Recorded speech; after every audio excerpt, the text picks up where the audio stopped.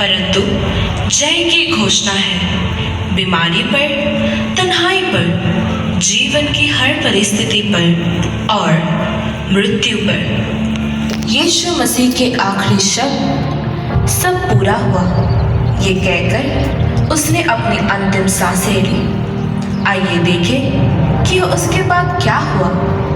चेलों ने क्या किया? यीशु मसीह के मरने से या उसके जी उठने से हमें क्या लाभ हुआ? सारे चेले अंधेरे कमरे में बैठे थे, अत्यंत भयभीत, गहरे दुख में डूबे हुए और निरंतर आंसू बहा रहे थे। सब खत्म हो गया, सब खत्म हो गया, कुछ नहीं बचा। अब हमें बचाने वाला अब नहीं रहा।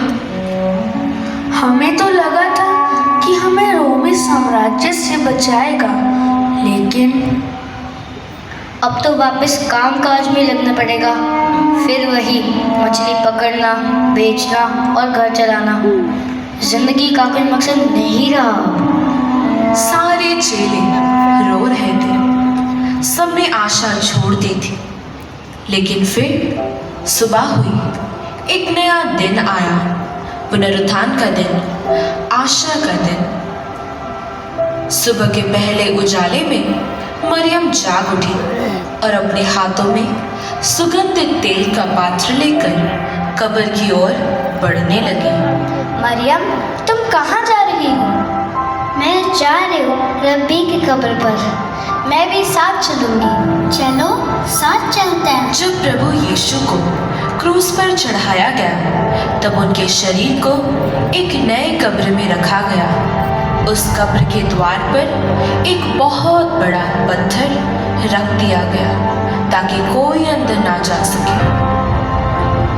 मरियम और मरियम मगदलीन देखते हैं कि पत्थर हटा हुआ है। वे यीशु का शरीर नहीं देख पाते। तभी दो स्वर्गदूत प्रकट होते हैं। वे आश्चर्यचकित और स्तंभित हो जाते हैं और उनके सामने झुक जाते हैं। तुम जीवते को मुर्दों में से क्यों ढूंढती हो? वह यहाँ नहीं है, वह जी उठा है। याद करो, जब वह अभी गली में ही था, उसने तुमसे क्या कहा था?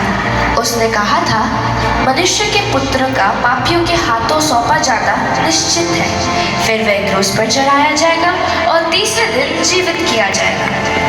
वो जिंदा है, वो जिंदा है, वो जिंदा है, वो जिंदा है, वो जिंदा है। जिस यीशु को चेलों ने अपनी आंखों से क्रूस पर चढ़ते हुए देखा था, अब वो मुर्दों में से जी उठा।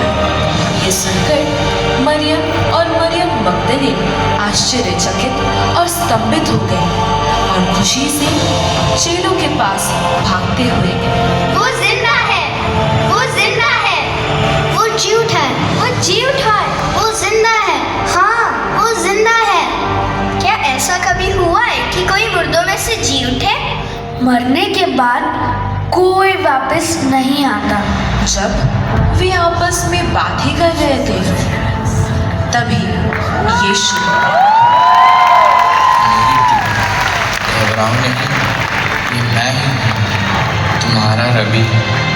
देखो, मुझे छू कर देखो। जब मैं तुम्हारे साथ था तो मैंने अपनी जी उठने की भविष्यवाणियाँ की। अब सारी प्रतिज्ञाएं पूरी हुई। बाइबल हमें बताती है, रोमी की पुस्तक 4 की 25 आयत में, वह हमारे अपराधों के लिए पकड़वाया गया और हमारे धर्मी ठहरने के लिए जिलाया भी गया। उसके फिर जी उठने से